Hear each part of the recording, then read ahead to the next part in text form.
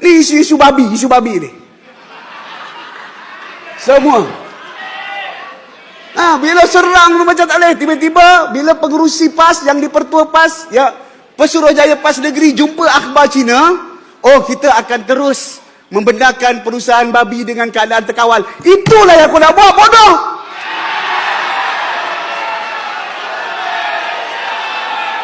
Tapi bila bercakap dengan rakyat dia, dengan orang dia kata, oh ini dah tak ingat Islam, babi itu haram. Aku pun tahu babi haram.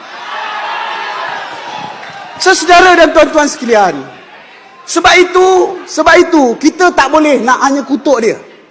Kerja dia memang nak jatuhkan kita. Kerja dia memang nak hancurkan dan nak hapuskan perpaduan yang ada. Sebab lepas tu dia apa? Dia nak jadi hero, dia nak perpaduan semua. Sebab itu kita sebagai orang yang makan babi ini, Kita kena raikan. Apa sebab? Sebab babi ni ada orang yang makan. Betul ke? Tak percaya mai rasa. sentiasa berasa nak tambah. Hoi, makanlah. Kenapa tak mau campur belacan? Baca malas, mengaji tak mau, panggil bodoh dia marah. Orang begini jadi pemimpin, jahanam negara kita.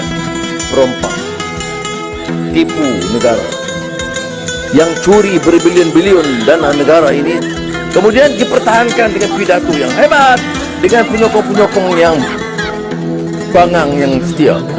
Saya kadang-kadang bingung ya, ada fikir, kan mana yang berasuah besar, yang curi bilion-bilion pun orang pertahan mati-matian. Tengok, tipu negara, berbilion-bilion dana negara yang curi. Berapa banyak skandal dalam negara kita. Dia mengizinkan penipuan dan perompakan. Ada lagi penyokongnya yang akan pertahankan. Rekodnya curi berbilion ringgit, masih ada orang pertahankan. Dana negara sapu habis disakaunya. Bangang, panggil bodoh dia marah. The only problem that said to me was that in dealing with Anwar, dia kata Anwar tak suka baca. So dia kata Anwar tak suka baca. So reports you have to read, and you don't read just economic reports from Malaysia. You have to read geopolitical reports.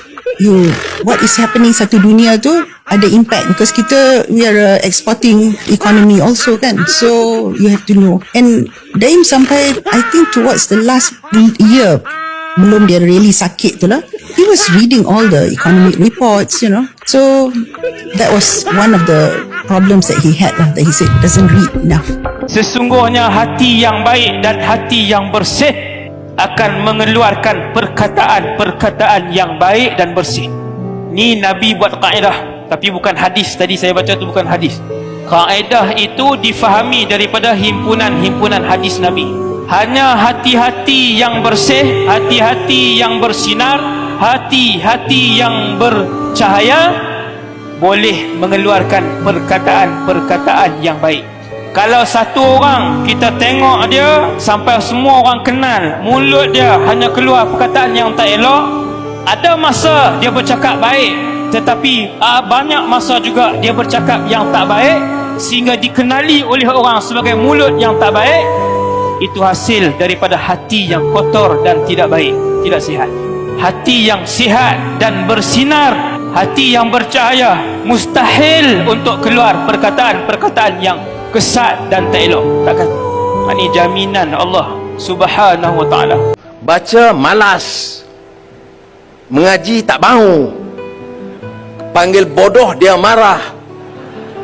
Cuma saya kata kamu beristighfar, kalau boleh kita maaf, ingat, wastaghfir lahum fa'fu anhum wastaghfir lahum. Dia mesti maaf, dan dengan syarat dia istighfar kepada Allah Taala. Dengan kita maaf daripada awal lain pula. Fa'fu anhum wastaghfir lahum. Itu selalu dalam ayat dikaitkan, hubung kaitkan. Beristighfar kepada Allah Subhanahu Wa Taala. Dia minta ampun kepada Allah Taala. Biarlah perangai itu dia elok sikit. Dah kian-kian tua ni.